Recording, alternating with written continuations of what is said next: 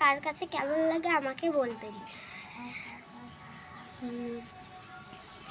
আমি চাঁদকে বলি তুমি সুন্দর নও আমার মায়ের মতো, আমি গোলাপকে বলি তুমি মিষ্টি নও আমার মায়ের মতো।